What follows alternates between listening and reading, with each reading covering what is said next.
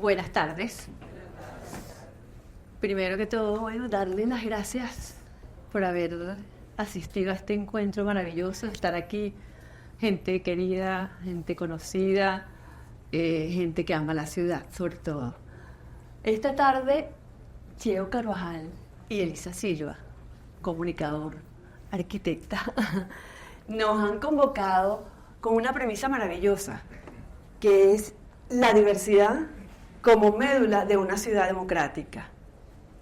Con esta premisa estamos aquí esta tarde. Aparecer y desaparecer en 5 actos. Andar, reconocer y transformar la ciudad real. Elisa y Cheo, con este andar por Caracas, con este querer a la ciudad y por este querer conectarnos continuamente, por este querer ir más allá de las barreras y las fronteras que establece una ciudad como Caracas, nos unen esta tarde para, en 5 actos, hacernos querer más a esta ciudad. Gracias. Gracias a la CAF por acompañarnos en esta tarde. Gracias a Enlace de Arquitectura y gracias a Ciudad Laboratorio. Uy, sorry, llegué tarde. Es que tuve que estacionar la bicicleta lejísimos, todos los puestos estaban full. ¿Esperaste mucho? No, llegué hace poco. Me vine caminando. Me detuve grabando un video de una iguana. Están merodeando de nuevo cerca del río. Hace años cruzaban la avenida, cuando todavía los 4 carriles eran parte para los carros. Una vez me tocó parar el tránsito y arrear una hasta la orilla. Nos sentamos a tomar un café. Mira, me parece que aquella mesa donde está debajo de la pamate está chévere. Vamos, vamos.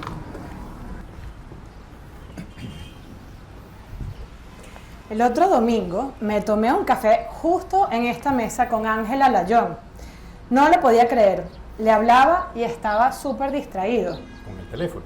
No, para nada. Ni siquiera lo sacó. Al principio estaba embobado con el río y con unas garzas que iban y venían. Al final de la conversación nos agradeció la osadía, hasta me preguntó, ¿cuándo nos tomamos un café en el Parque del Encantado? Me dijo que había visto unas imágenes alucinantes en nuestra web del río Guaire. En el extremo de Petare ya se está imaginando lo que puede ser ese parque. ¿Tú crees que le entusiasme subir desde el Encantado hasta San Blas para que vea el paisaje desde allá arriba? Se lo propondré. Recuerdo aquella entrevista que me hizo hace años.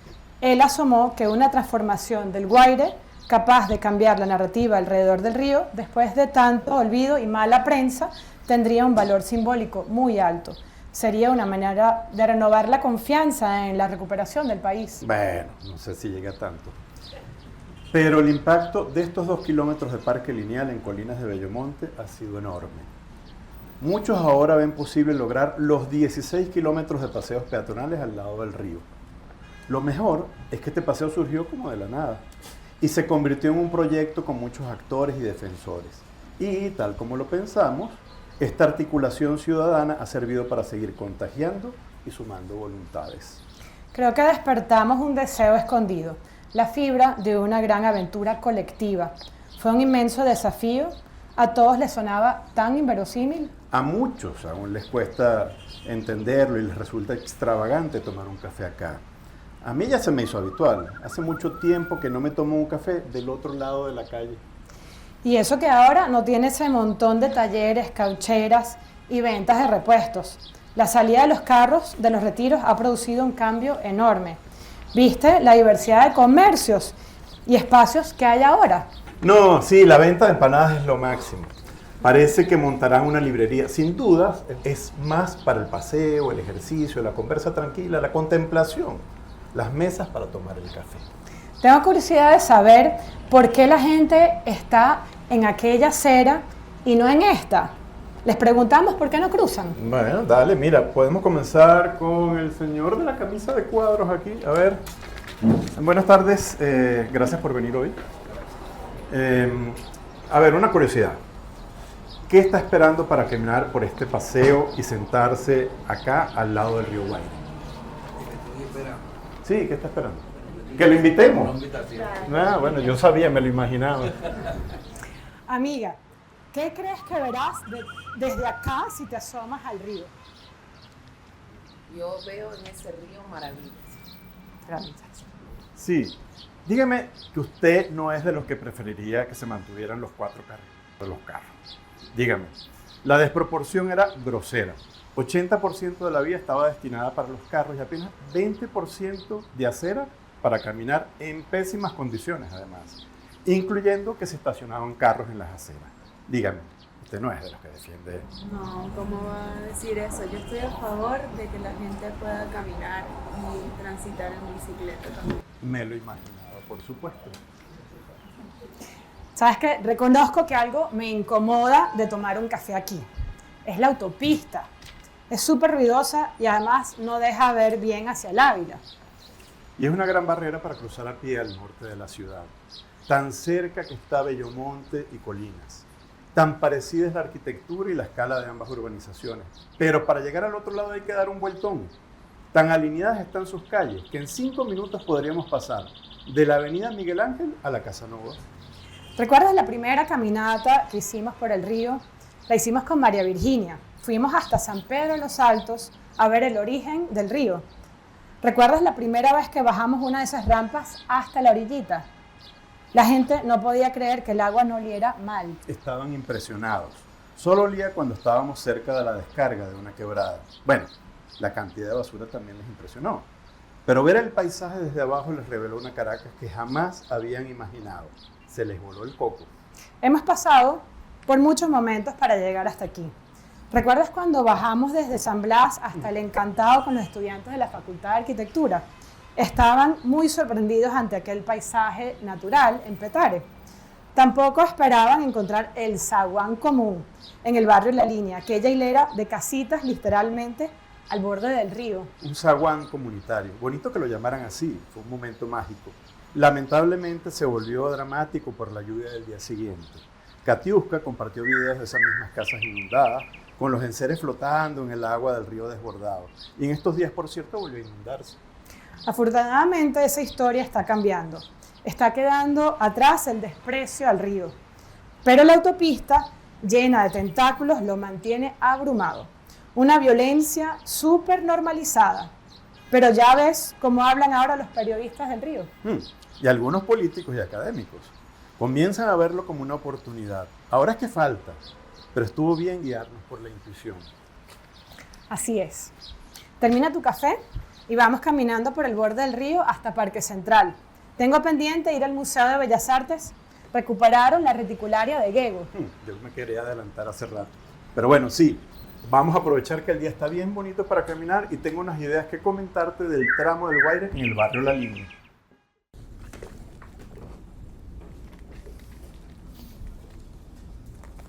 Desde el urbanismo, la arquitectura, las políticas públicas destinadas a la ciudad, no solo en Caracas, sino en muchas ciudades, ha habido un empeño sistemático en homologar la idea del espacio público según criterios formales, como legibilidad, orden, geometría e higiene, para llevarlos al barrio, al cual insistentemente se califica de informal.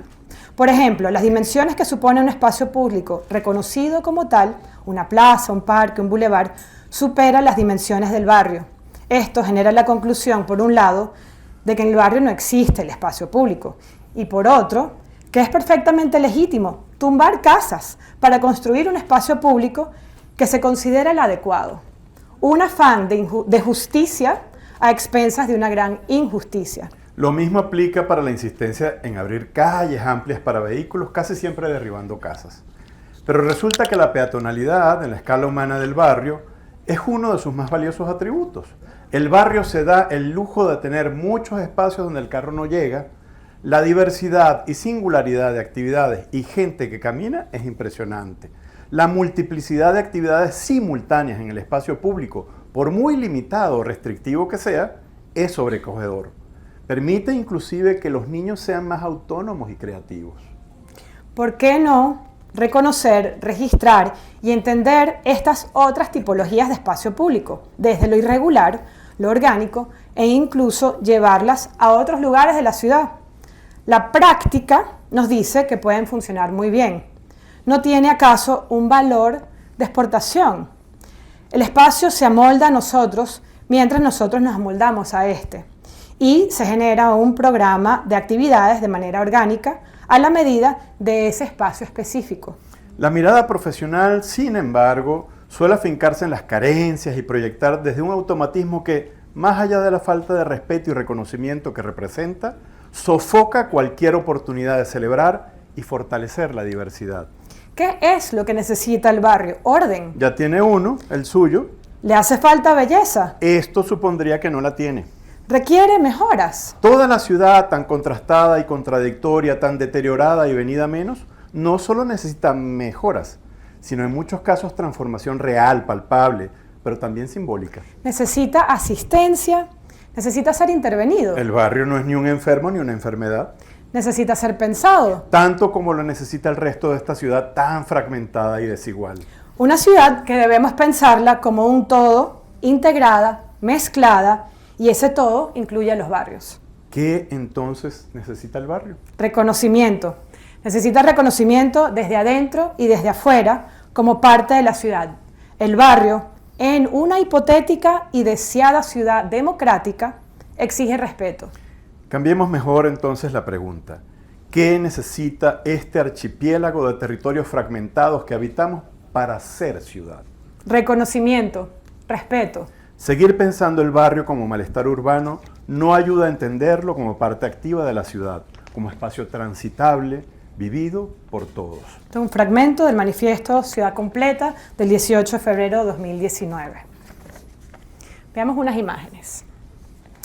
Ante esta escena, muchos piensan, estos niños necesitan espacio para jugar, aunque claramente ya están jugando metras. La frase, no tienen espacio para jugar, no es una especie de ajusticiamiento a pesar de la evidencia. Hay que diseñar un lugar para jugar metras cuando ellos ya lo consiguieron. Es irónico que haya esculturas de niños jugando metras en el bulevar de Sabana Grande. Tendríamos el valor de intervenir un espacio acotado en el bulevar para que ocurra algo así tan del barrio. En este espacio la actitud debería ser la de preguntarse ¿qué estoy viendo? Mientras se aprende otra lengua, escuchando desprejuiciadamente, observando con otros ojos, tendremos la certeza de que lo que se está aprendiendo tiene un inmenso valor. El esfuerzo de esa tarea es largamente compensado por su potencial de captar riqueza. Lo mismo sucede con el espacio. Y, sin embargo, a los arquitectos no se les alienta a asumir esa deferencia y ese trabajo. Asumen allí una carencia que se debe resolver. Pero este singular espacio público en Valle Abajo, lamentablemente con escaso uso, ¿no es un poco lo mismo?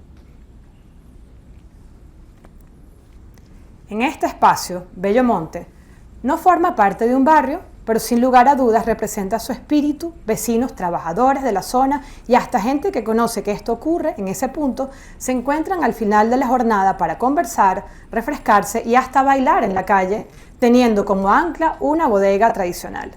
Todos se retiran temprano, sanamente. Esto es tan común ahí.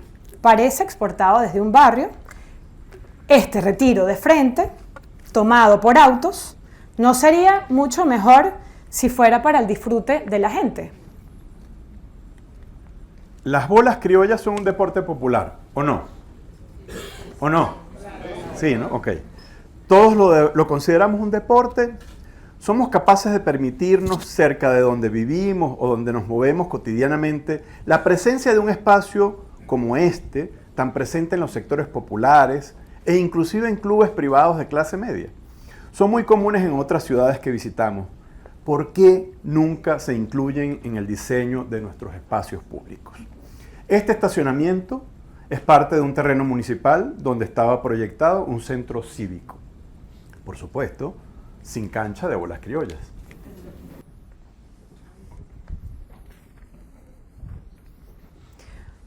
Para poder defender, preservar y procurar mayor diversidad, nos debemos preguntar y ahondar en cómo estamos enseñando la arquitectura. Nos interesa la formación de los arquitectos. La ciudad necesita un acercamiento y una mirada distinta a la de resolver problemas o proyectar objetos en el espacio. Y ahí los arquitectos tienen un rol central. Es necesario propiciar una enseñanza que haga del arquitecto una suerte de intérprete entre las muy diversas situaciones en las que habitamos y nos movemos cotidianamente.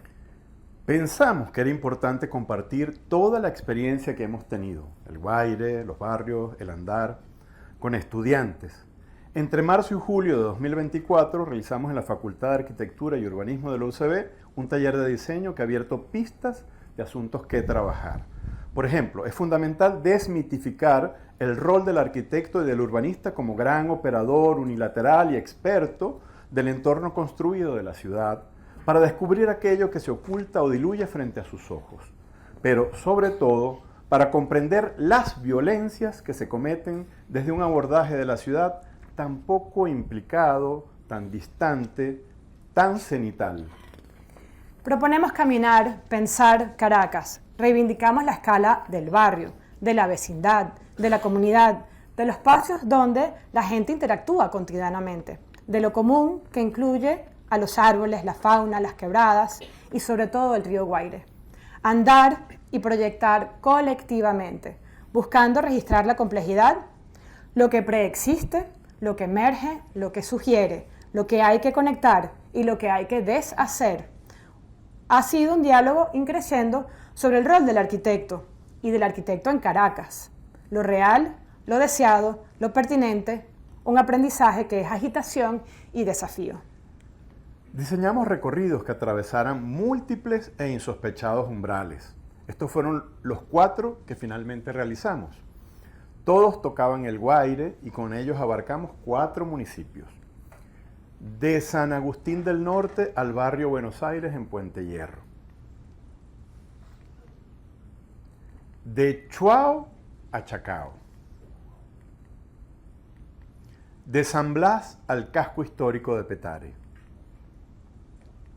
De Topo Las Piñas en Casalta 3 a La Vega.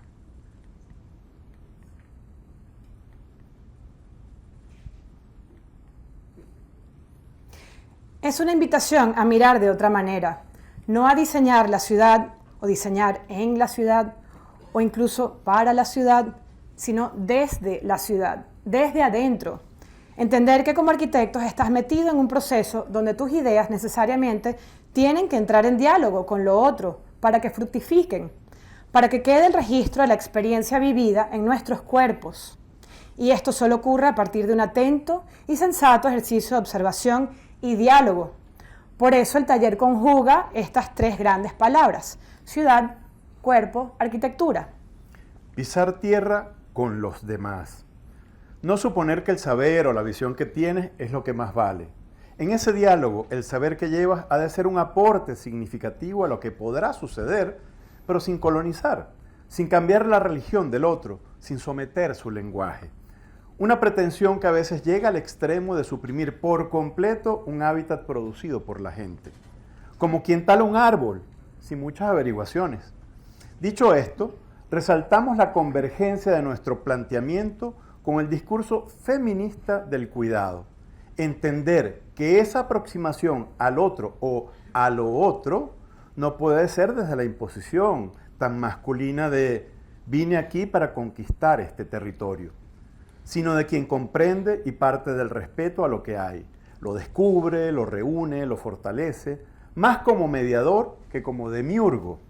Una visión del cuidado del nosotros en el espacio. A partir de estas caminatas se producieron muchas reflexiones y algunas propuestas, como un dispositivo didáctico para recoger desechos sólidos desde un puente sobre el río, recoger y reciclar desechos sólidos para luego recuperar el suelo con vegetación reparadora, usar el agua para el riego de huertos y un parque al borde del río por el Encantado.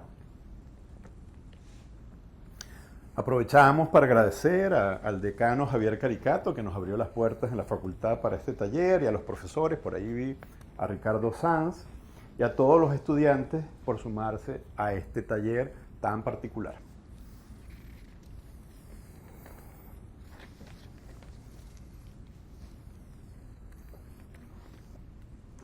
Esa casa fue hecha, fabricada por un señor de apellido Vallenilla el Viejo.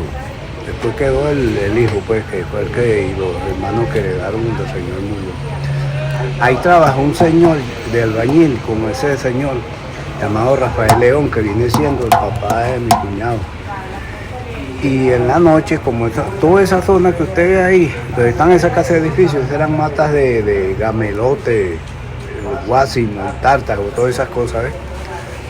Bueno, entonces, para que nadie se metiera, se fuera a llevar cemento en aquella época, el señor Rafael se quedó 2 noches ahí.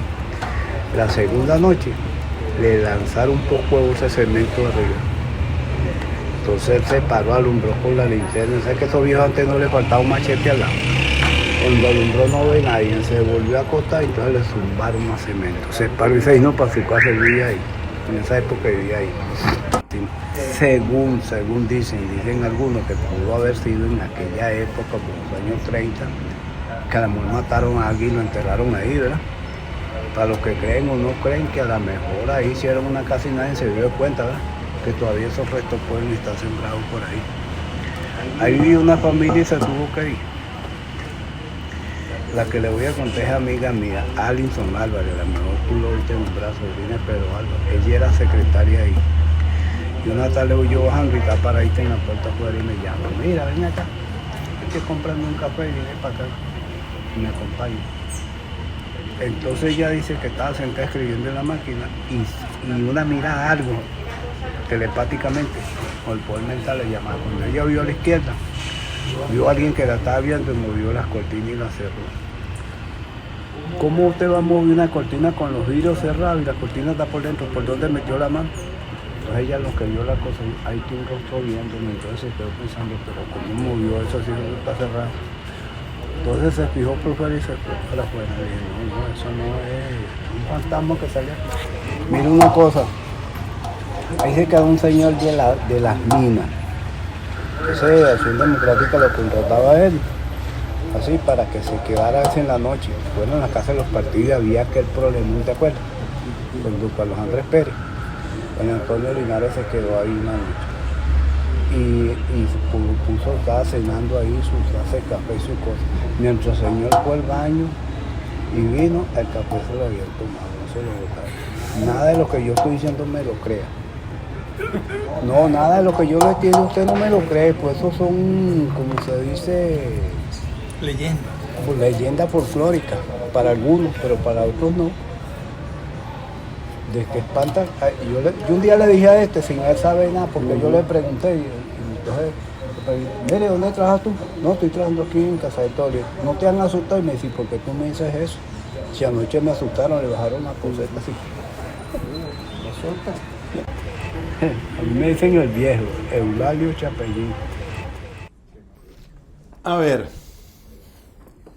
cuéntanos, Elisa, ¿cómo comienza esta historia de la Casa de Todos?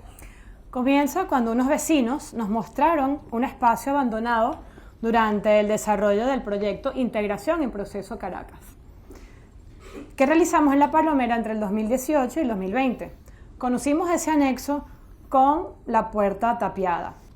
Era un cajón olvidado, un espacio negado, difícil digerir la injusticia de aquel desperdicio, más dramático conociendo que se trataba de un bien público. Estaba clarísimo que había que revertir esta situación, reparar el abandono, deshacer la violencia. Ajá, bueno, pero cuéntanos cómo fue ese proceso. Primero tocó descubrir lo que había, conservar lo que se consideraba valioso, identificar lo que podía ser transformado, cuáles eran las capas que se alzaban y revelaban aspectos escondidos, cómo convocar a la comunidad y a la ciudad a aparecer en ese espacio, a contribuir y formar parte de su reparación. Fue y sigue siendo tan bonito el proceso. Luego de 4 años, el espacio ha sido transformado, coimaginado y codiseñado, con apoyo financiero puntual de algunas embajadas, subvenciones y donaciones de instituciones privadas. Mientras, en paralelo, se iban incorporando conocimientos locales, permitiendo que además el uso señalara las mismas actividades que se fueran dando en ese espacio. ¿Y qué ocurre ahora? Cuéntanos, en el espacio, en el anexo. En los espacios alrededor de un patio y un jardín se ofrecen clases de música, sesiones de cuentacuentos, cursos de cocina, teatro, danza, un mercado, clases de carpintería, cómo hacer un huerto, hay una biblioteca y mucho más. Actualmente ocurren alrededor de 40 actividades semanales y 14 agrupaciones locales utilizan ese espacio. Algunos no tenían dónde y otros surgieron desde cero. ¿Qué significa reparar una casa? Para unos reparar es un asunto físico, que a la vista ese espacio sea cónsono con un tipo de actividad que tenemos preconcebida. Borrar todo vestigio de precariedad y establecer unas pautas espaciales que seguramente terminan condicionando algo de lo que ahí ocurre. Simbólicamente fue muy fuerte deshacer esa situación contra natura que es tapiar la puerta de la casa. Negar un espacio al punto de condenarlo, de eliminar su nexo con la calle, con el mundo. Negar todo lo que hay detrás. ¿Qué crece? ¿Qué se reproduce en un espacio así, bloqueado? ¿Cómo algo que el olvido vuelve tan ruinoso puede conservar la memoria del lugar? Pudiéramos haber elegido esconder todo ese pasado, pero decidimos conservar su traza, porque si lo hubiéramos borrado, no solamente borrábamos físicamente lo que esa casa era, sino que hubiéramos borrado lo que del contexto se manifiesta en ella. Después del retiro de escombros y de la basura, después de un proceso de limpieza, pasamos a la creación colectiva de un lugar absolutamente funcional, lleno de vida, de mística, un lugar con personalidad propia. ¿Tendría sentido una casa totalmente renovada? Si la casa de todos fuera otra cosa, ¿tú te sentirías a gusto? Sin duda es un lugar donde me siento yo como en casa. Es un espacio híbrido, por ejemplo, no se frisan las paredes, que pareciera ser una aspiración generalizada. ¿Y por qué no hacerlo?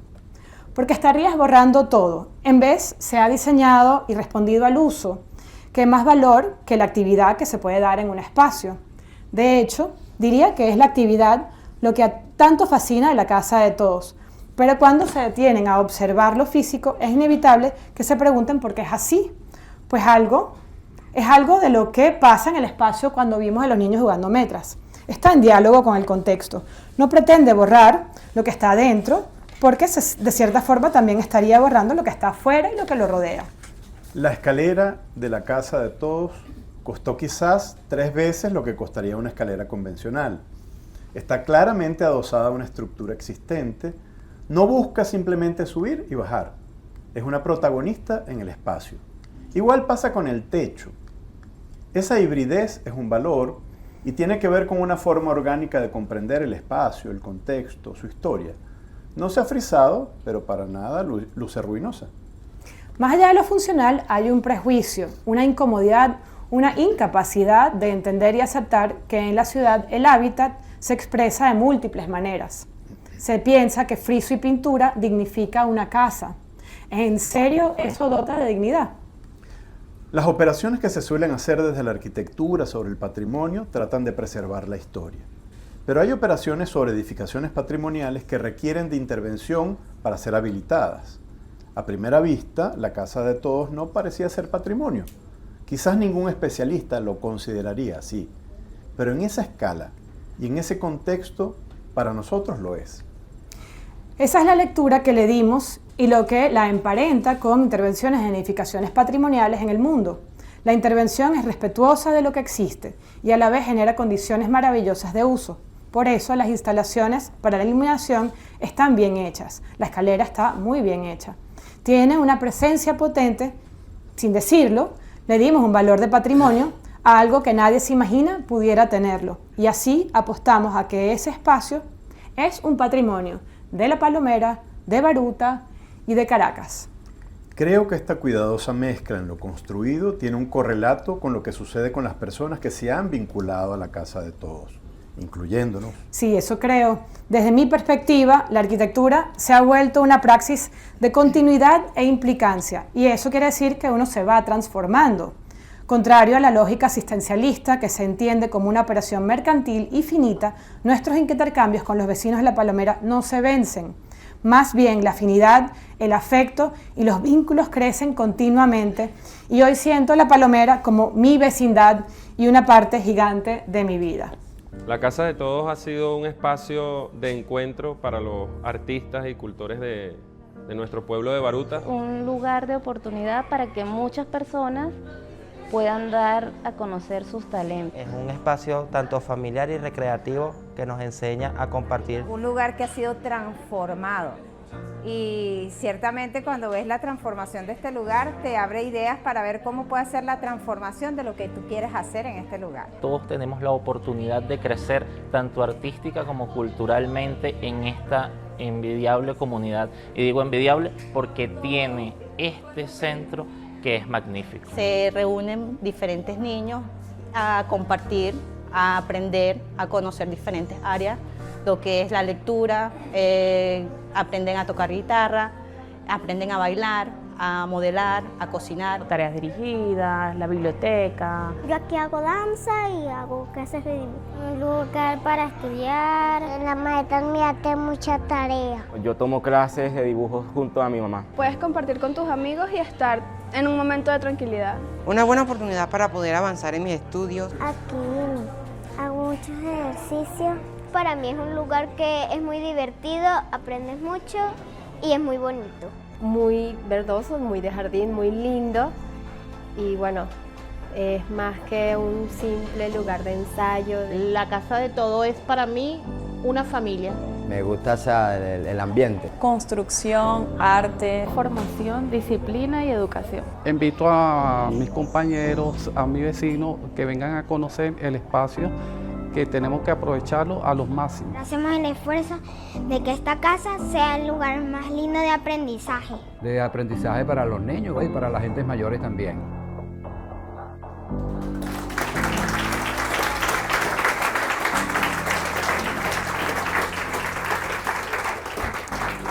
Este momento es propicio para compartir la noticia que la Casa de Todos fue premiada como diseño y acción pública en la 9ª Bienal Iberoamericana de Diseño, justo ayer en Madrid, en el Matadero de Madrid. Wow.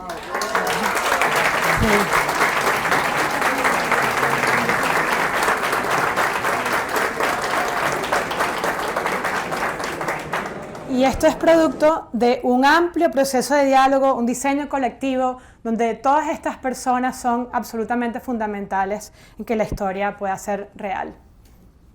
También aprovechamos este momento para agradecer a CAF, que nos está apoyando a darle respuesta a esta problemática del bote de escombros que ocurre no solo en La Palomera, sino prácticamente en toda la ciudad. A través de un proyecto de reforestación ya hemos plantado 200 árboles con la comunidad. Y hemos iniciado un vivero de árboles en la Casa de Todos para seguir reforestando. La comunidad siempre ha hecho uso de esos espacios desde hace muchas décadas. Pero también aprovecho para contar que el proyecto incluye áreas de mejora o de apoyo en el área productiva y también cultural. Y bueno, se sigue desarrollando, así que estén atentos.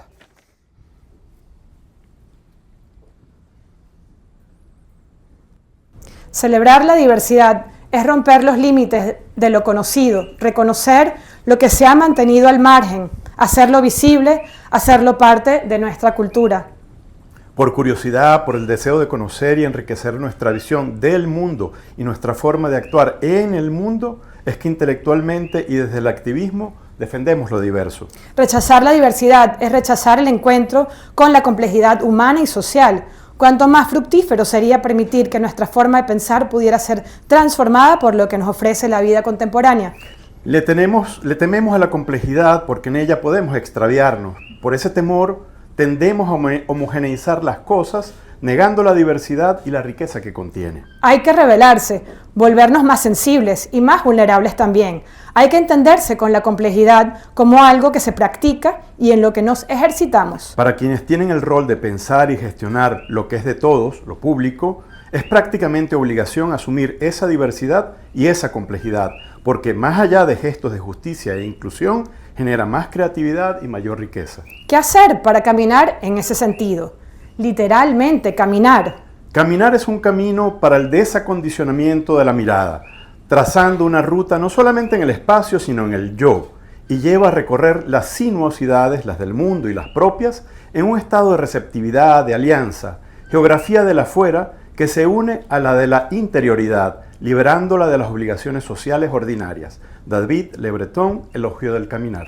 Caminar y detenerse a observar lo que pasa alrededor. Si nos sentimos libres, nos dejamos tentar por la mirada, el oído, el olfato. Caminar en Caracas es casi un acto de rebeldía. Rehusarse a caminar es una excusa que justifica la ciudad desde y para el carro.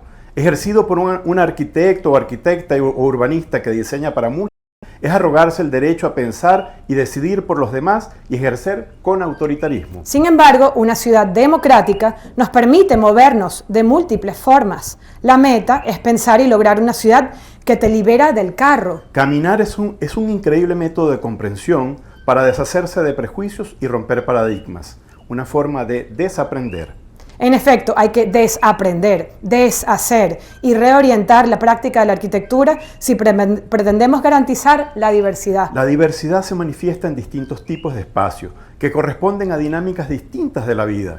Hay que estar abiertos a esas diferencias. Unas no son más válidas que otras. El barrio es ciudad. Se trata de un mantra. No viene al caso juzgar si es válido o no. Existe de manera contundente. Reconocimiento implica instalar una política pública en defensa de lo diverso como una forma de justicia.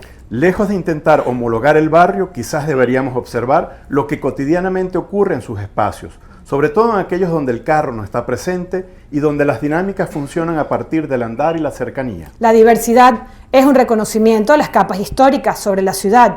En ellas se registran las migraciones. La diversidad es la hibridez. En los encuentros y colisiones además podemos producir una nueva diversidad que se multiplica exponencialmente. Caminar es un acto liberador, incluso como forma de subversión en el sentido más amplio posible, para salir del tiempo y los automatismos, pero también para negarse a subir y atravesar una pasarela sobre una avenida.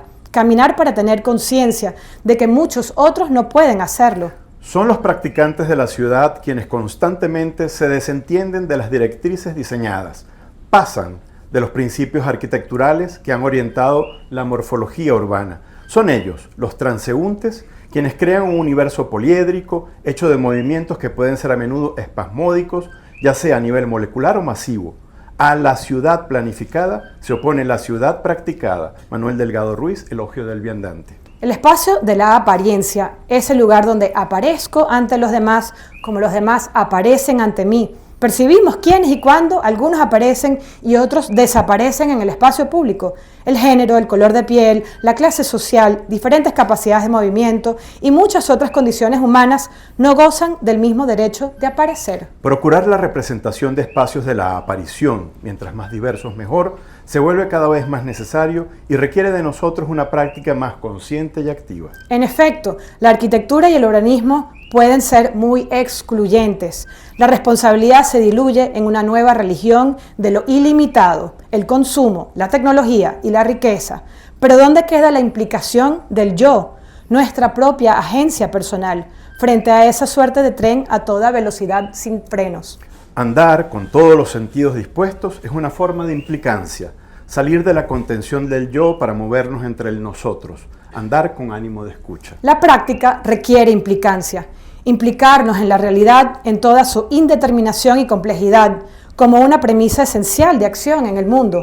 Esta realidad confusa y compleja es el ámbito público, donde las personas diversas, pero con los mismos derechos, aparecen juntas. Apelamos a prácticas que parten de modelos anteriores, plurales y heterogéneos, prácticas que se ocupan de recuperar el potencial de apasionadas interpretaciones simbólicas, prácticas sin autoría, recuperación de la memoria. Lejos de definir resultados a priori, ese arquitecto o arquitecta practicante interpreta, facilita y cuida que procesos críticos puedan aparecer cada vez más en el espacio del debate y las prácticas. La mujer descubre, reúne, vincula y fortalece. Es quien teje una comunidad para la vida. El andar de la mujer en la ciudad traza múltiples viajes, un recurrente zigzag. Andar plural que contrasta con el masculino, más lineal, en singular. Cuidar es lo que suele motivar estos viajes cortos, frecuentes y multidireccionales. Andar de más roce y contacto con lo otro. Este andar femenino debería contagiar a todos. Los cuidados no corresponden solo a la mujer. Ojalá hubiese más movimientos en la ciudad desde esa perspectiva e intención. Representaría un reconocimiento del territorio más profundo y en general más apegado a la defensa de la vida.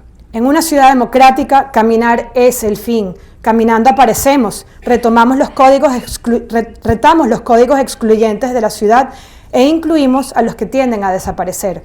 Caminar nos transforma en sujetos que aman y tienen hambre por experienciar la diversidad. Toca deshacer muros, desmontar rejas, redistribuir el uso del espacio en nuestras calles, ensanchar aceras y sumar paseos arbolados, construir muchos puentes peatonales sobre ríos y quebradas, diseñar y tejer vínculos en vez de separaciones.